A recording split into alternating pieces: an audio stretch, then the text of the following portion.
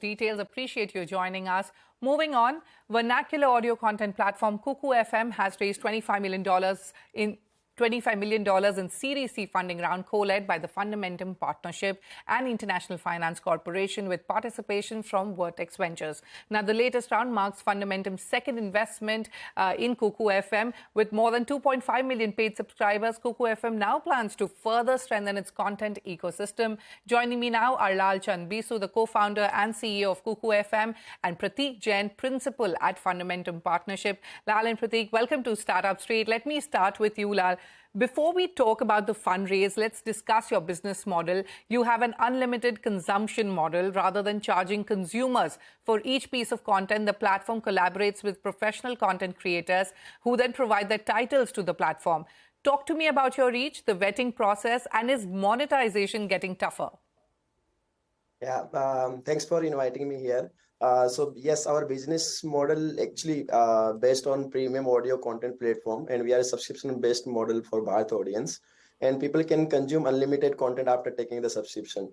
Our content varies across the verticals like personal finance, business, history, biography, parenting content, and some fiction content like love, romance, horror, suspense content. And this content is created by our content creator community. Like, we make sure the quality is up to mark, and for that we curate the content. We call it PUGC model. And today we have more than 2.5 million active paid users on our platform, and these users actually consume more than 65 minutes a day. Okay. And is monetization getting tougher now? No, actually, the illusion that Bharat audience don't pay is like very wrong. People, if you can add right value in users' life, in people's life, then they are ready to pay. Okay. All right. Coming to you now, Prateek. Fundamentum Partnership has doubled down its investment in Kuku FM. You led the previous round in September last year. What makes you bet big on their growth story? What is unique about their offerings? Hey, thank you, Shruti, for having me. I think, as you said, right, this is a very unique company. While our thesis in investing in content in India was that we will invest in companies which have monetization directly from the customers and not through an ad model. And I think Kuku has done a tremendous job in being a unique company which has been able to monetize their content, right? And not just monetize, it has monetized at scale. First, and also it is a format of content which does not really compete with any large players. So that means that these are the guys who are only only people who are kind of competing in that format today in terms of startups, right? And they're using digital public goods like UPI, autopay, and they continue to grow, get customers at a very healthy economics. So I think we are very, very excited about how they are growing, and this format of content being very, very specific to Bharat, and the way they have been able to monetize at scale. So that's the reason that we have doubled their offerings. Okay, coming back to you, Lal, you plan to leverage the fresh funds to further strengthen your content ecosystem. You plan to increase the depth of content in Indian languages as well as focus on technology. If you could elaborate on these plans and tell us what is in the pipeline. Yes, today we exist in 7 Indian languages. Actually, we don't have English. We have Indian vernacular languages. We started with Hindi language.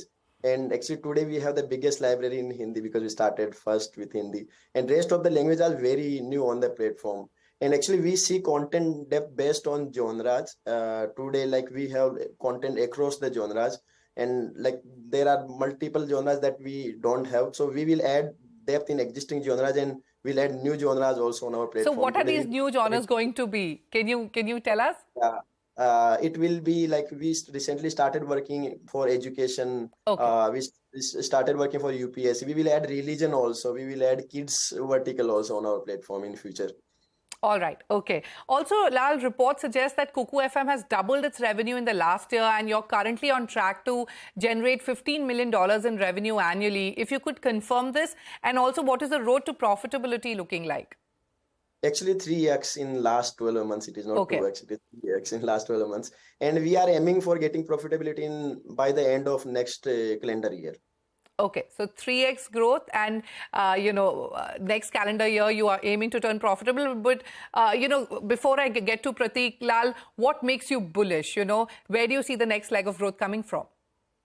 So actually, India is a very big market. We have around 800 million internet users in India. And and less than 100 million people speak English. Rest 1.3 billion population speak their regional language. So Okay. out of 800 million, like around 700 million users are from regional language. So there is a big market for content in India now. All right.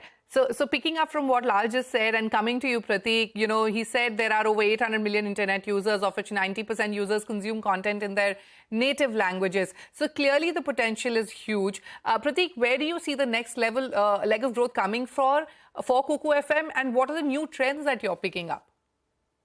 Absolutely. I think the new 700 million internet users are looking for more and more content and curated content, right? So I think there will be newer languages and dialects. I think we're only in 7 languages in India. So there'll be more languages, Indian languages that we can pick up, dialects that we can pick up, newer genres of content, as Bisu was saying, right? We are today only in fewer genres, but we can build more into genres, and obviously education and courses. So I think there is a very high amount of appetite for Indian internet users to consume content, and they're looking for more curated, exclusive content, and that is where the Kuku FM is, plugging that gap, Okay. and especially in the audio content category.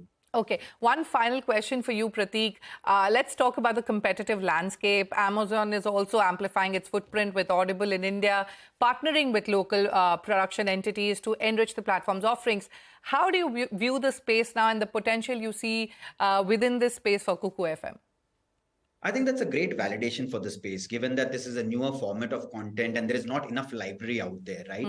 So with somebody like Amazon coming in, more and more companies which are kind of taking notice of this category and building for it will only create a larger market and create a habit among the customers. Obviously, Kuku continues to be the largest platform, given that they have a understanding of Indian cultures, language, dialects, what kind of storytelling works for India. They'll be the ones which will be able to kind of benefit a lot from it. But I really welcome more and more such content companies kind of building out on this format so that the market can be created, because a very unique India problem and a very unique India opportunity. All right, a unique India opportunity. Prateek and Lal, many thanks for joining us on Startup Street today. We wish you both the very best of luck as you scale Kuku FM. Many thanks.